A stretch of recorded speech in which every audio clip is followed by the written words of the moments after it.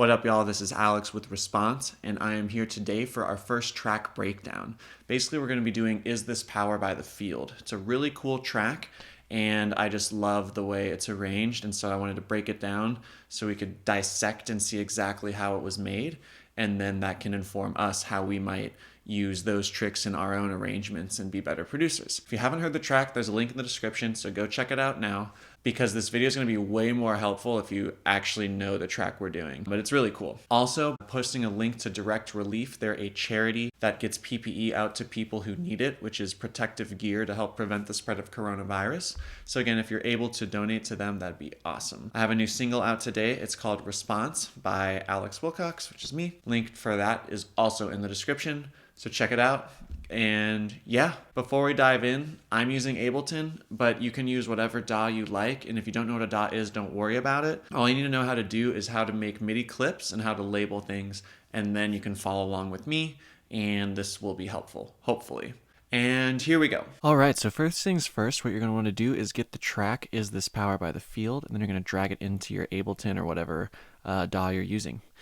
And then you're going to set the tempo to 112. That's the tempo for this track, and just make sure it aligns to the grid properly.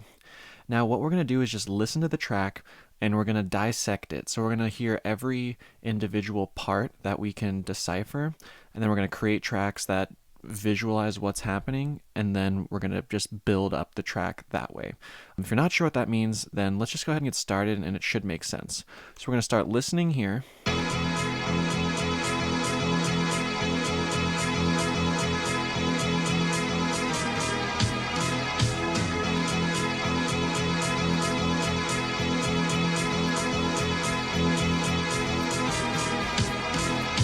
Cool, so as you notice, at every 4 bars, we're getting a loop. So it's just going to be this 4 bars here repeating probably for a while. So what I'm going to do is I'm going to make a new MIDI track because I heard some strings. So I'm going to write strings on that track, and then I'm going to draw out what they were doing, more or less, not exactly. It sounds like there was a chord playing of sorts, so I'm just going to draw out a chord. I'm going to expand that, just to get a sense of what's happening. And now I think the chord drops down over here, so let's listen. Yep, so it drops down there. So I'm now going to do this. And then this. And there, now it's representing what's happening. Okay, and now I hear a bass as well. It's going doop doop doop doop doop doop. So same thing, I'm going to write bass, and then I'm going to kind of draw in generally what it's doing.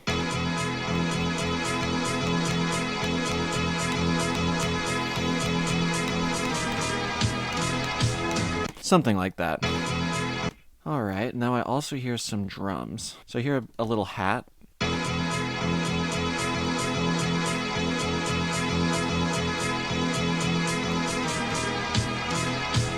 That was sloppy, but something like that. Then there's kind of like a bigger hat that sounds almost like a snare, sort of like a small snare.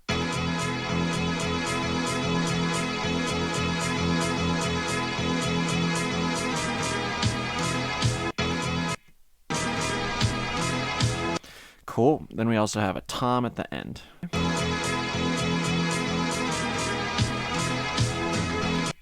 Cool. Sounds like this one's higher. Something like that. So now we basically have everything that's playing. So let's just listen.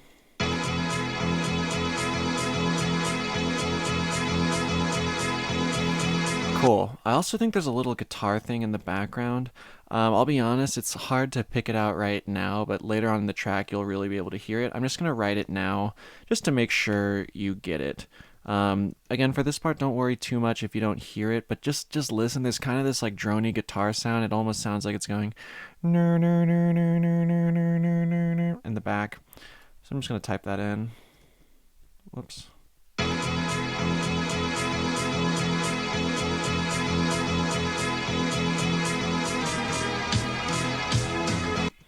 So again, you're really going to hear this further on when the groove takes over. Cool, so now we're just going to keep listening to the track and see what happens. And hopefully you can see that, by dissecting the track like this, we're going to have a really good idea of how it's being arranged. And that's going to be helpful because then when you're arranging your tracks at home, you can think about how this person organized this track and maybe use some of the same things that this person did, or maybe combine what this person did with something someone else did, so you get this new result. So let's go and keep listening.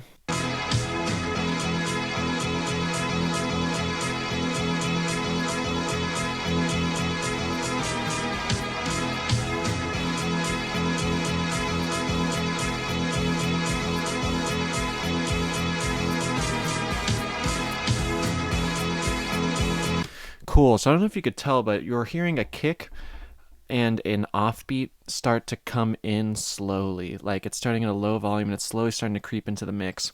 You're also hearing a hat that's hitting at the same time that the kick is hitting. So you have all three of these elements slowly creeping into the track. I first started hearing it around here, I think. I started hearing it kind of more like here. So I'm going to write offbeat. Offbeat. And then if you have a kick on every beat like this, your offbeat is in between. So there's your offbeat. I'm also going to write volume up because now when we look at this, we can say, oh, okay, on this part, the offbeat's going up. Again, just it gives you more detail so you can really understand what's happening in this track. So I'm going to also add one for the kick and the kick hat. Whoops. Same thing, except this is on the beat. Volume up, kick hat, same as the kick. It's hitting at the same time.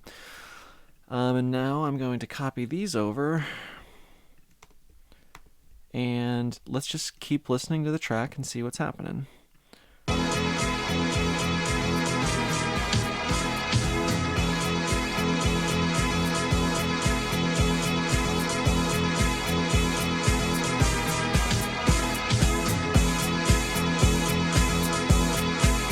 You can really hear that kick and the offbeat are really becoming prominent now.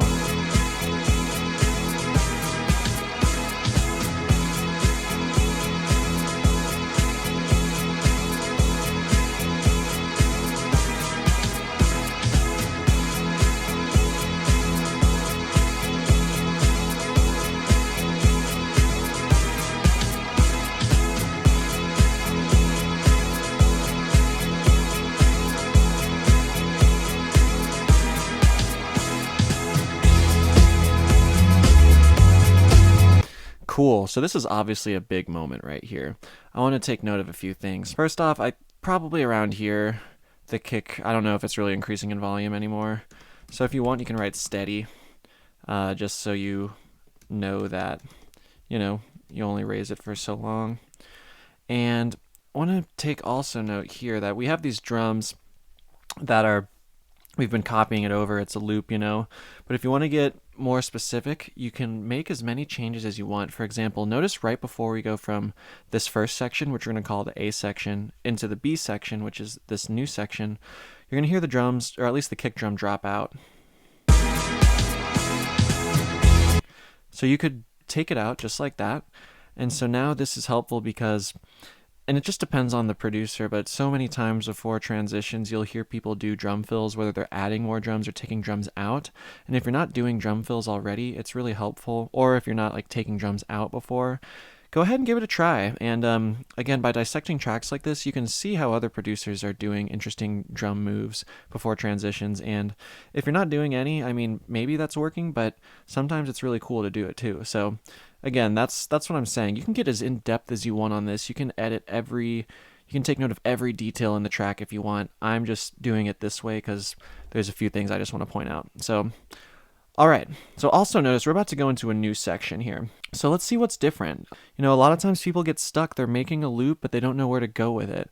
And studying something like this relationship from the A section into the B section can be really helpful because this person's about to create a sense of progression. So let's see how they did it.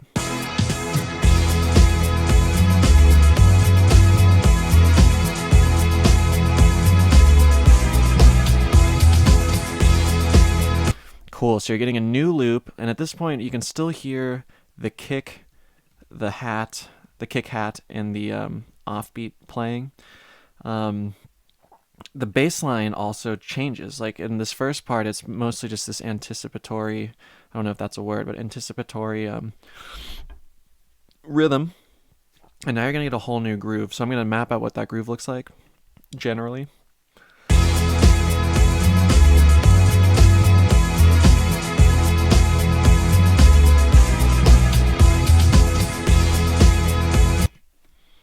Okay. So it's something like that.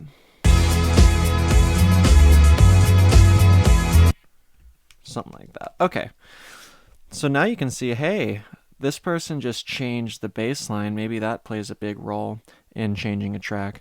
Let's also listen to the strings, because the strings change a little bit too. They're very similar, but you'll notice around here, I think they're going to pop up for a second, versus earlier they were not popping up.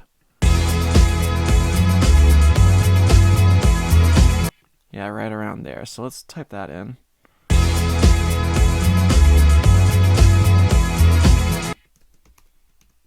All right.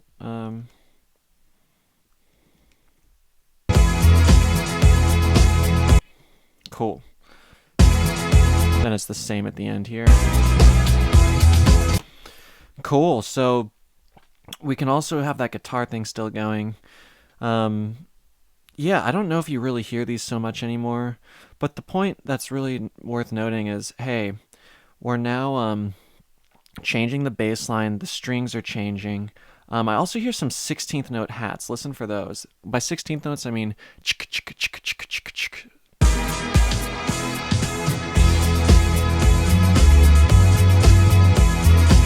hopefully you can hear those, but basically those hats are also giving you a sense of like movement, because we didn't have them before, now we do have them.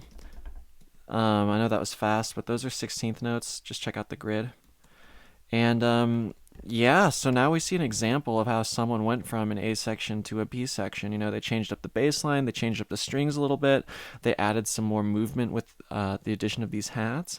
And yeah, so when you're making a track, if you want a change of pace or something, maybe try going from one type of bass line to a new type of bass line. Maybe try, if you're using chords, maybe try switching up your chords, you know, so on and so forth.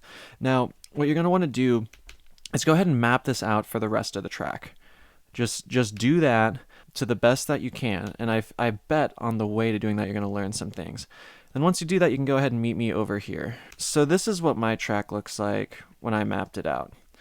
Now you might be wondering, why are some parts yellow, why are some parts green?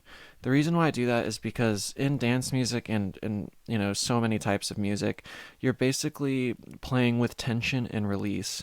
So you might want to have a section that builds up tension, for example, the yellow section.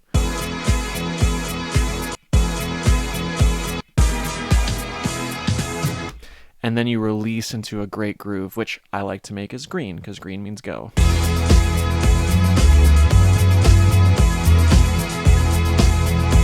And you'll notice this in so many dance songs. It's very easy to think of them as yellow and green sections. So, for example, sometimes you have more than just that, but in this case, it's easy to think of it like that. So here's the other yellow section. See, it's a little more chill, and then again, it's going to build up tension to go into another green.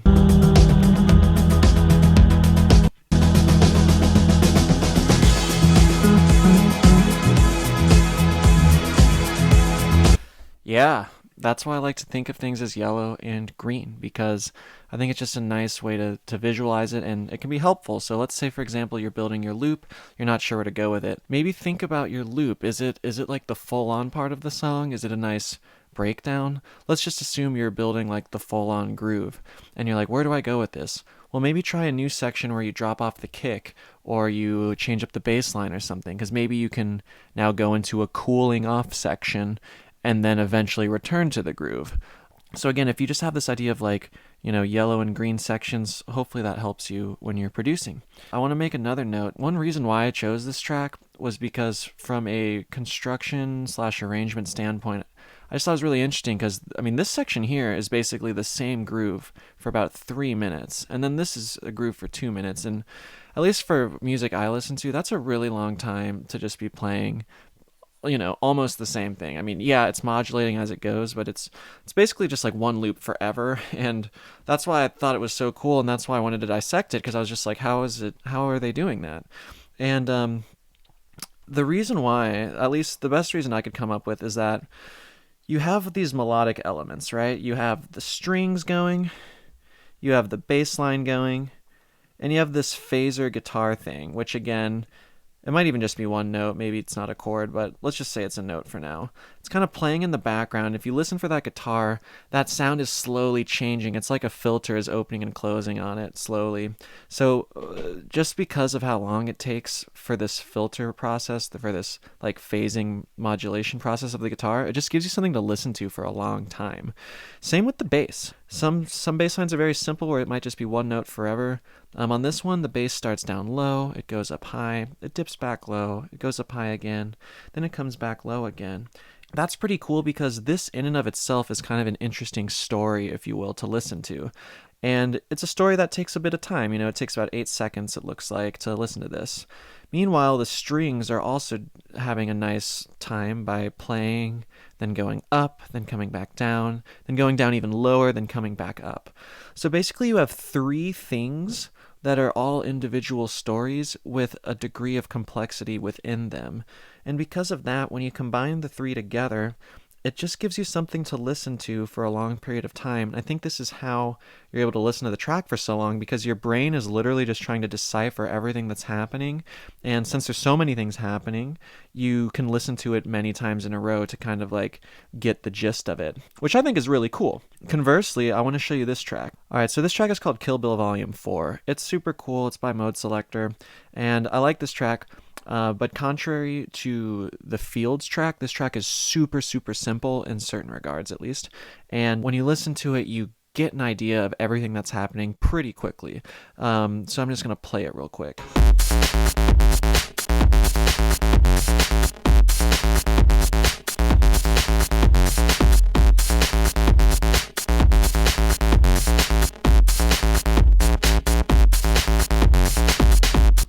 Yeah, so it's super cool. It's super hard. I really love it. I play this track all the time. But basically, I wanted to show you that because this is a really cool loop and it's very effective, but I think it's effective for shorter periods of time. For better or worse, it doesn't really matter. Different tracks have different purposes. But I just wanted to show you that because when you compare it to the Field track over here,